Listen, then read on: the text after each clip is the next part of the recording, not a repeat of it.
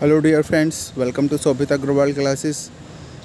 आज का समाचार पत्र में काफ़ी अच्छी न्यूज़ आई है और ये न्यूज़ आगे तक की शिक्षक भर्ती जो है उसको प्रभावित भी करेगी।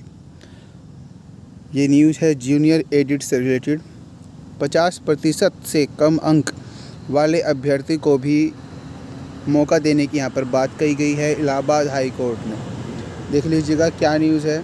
ये जूनियर एडिट से रिलेटेड न्यूज़ है। जूनियर हाई स्कूलों के लिए 17 अक्टूबर को प्रस्तावित सहायक अध्यापक और प्रधानाध्यापक भर्ती परीक्षा में उन अभ्यर्थियों को भी शामिल करने का निर्देश दिया गया है जिनके स्नातक में 50% से कम अंक है। दर्जनों अभ्यर्थियों ने याचिका दाखिल कर परीक्षा में शामिल होने की अनुमति मांगी थी। न्यायमूर्ति के ठाकुर और न्यायमूर्ति सुभाष चंद्र की खंडपीठ ने सुरेंद्र कुमार पटेल तथा अन्य की याचिका पर यह आदेश दिया है। याचिकाओं का पक्ष रख रहे अधिवक्ता अग्निहोत्री कुमार त्रिपाठी का कहना था कि शासकीय जूनियर हाई स्कूलों में प्रधानाध्यापक व सहायक अध्यापक भर्ती के लिए जारी विज्ञापन में उन्हीं अभ्यर्थियों को आवेदन करने की अनुमति दी गई जिनके स्नातक में 50% तथा उससे ज़्यादा अंक हैं। अधिवक्ता का कहना था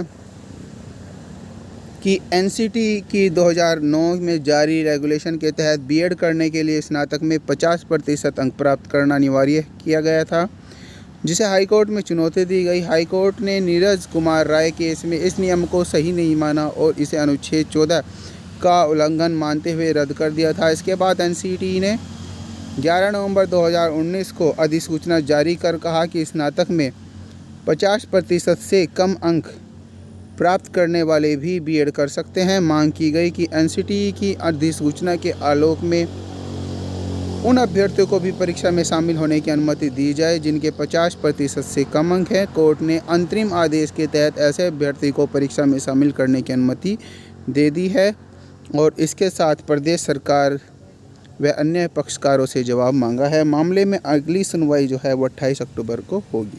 तो ये काफ़ी अच्छी न्यूज़ है। जिसके 50% से कम अंक है वो सिर्फ न केवल इसी शिक्षक भर्ती में, आगे आने वाली भर्तियों में भी उसे हेल्प मिलेगी।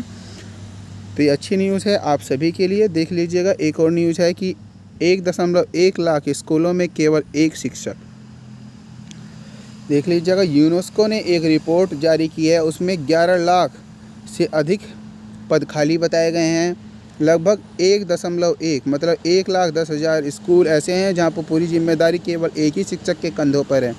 मैं भी इस चीज़ को फेस कर चुका हूं जब मैं सहारनपुर डिस्ट्रिक्ट में टीचिंग करता था बेसिक एजुकेशन डिपार्टमेंट में। तो उस समय मैं भी एकमात्र अकेला विद्यालय में अध्यापक था और मेरे ऊपर ये सारी जिम्मेदारी थी और शिक्षक मित्र भी मेरे विद्यालय में कोई नहीं था, तो मैं ही वहाँ पर इंचार्ज था। तो ऐसी कंडीशंस जो हैं ये बहुत ज़्यादा हैं। यूनेस्को की 2021 की भारत के लिए शिक्षा रिपोर्ट की स्थिति शिक्षक नहीं कक्षा नहीं में किया गया है। इसके अनुसार देश में 11.16 लाख यानी 19% शिक्षकों के पद खाली हैं। इनमें से 69% रिक्तियाँ ग्रामीण इलाके में हैं। 1 लाख से अधिक रिक्तियों वाले 3 राज्य हैं। इनमें उत्तर प्रदेश में शिक्षकों के 3.3 लाख पद हैं और बिहार में 2.2, पश्चिम बंगाल में 1.1 लाख पद रिक्त हैं।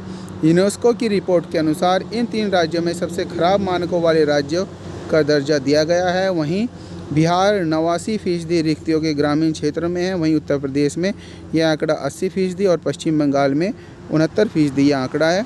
तो अभी एक दिन पहले न्यूज़ आई थी कि उत्तर प्रदेश में सरप्लस अध्यापक हैं बेसिक शिक्षा डिपार्टमेंट में। अगर यूनेस्को की रिपोर्ट को देखा तो वहाँ पर सरप्लस नहीं, यहाँ पर अभी कम अध्यापक हैं। आप देखते हैं सरकार का क्या इस मामले में स्टैंड रहता है। आई होप आपके लिए अच्छी ही रहेगा। जो भी होना चाहिए अच्छा ही होना चाहिए। चुनावी वर्ष भी हैं तो आप सभी अपनी एजुकेशन अपनी जो तैयारी है वो कंटिन्यू रखें। Thank you very much. जिसने चैनल को सब्सक्राइब नहीं किया वो चैनल को सब्सक्राइब करें। Thank you, bye bye, stay tuned with Shobhita Agarwal classes.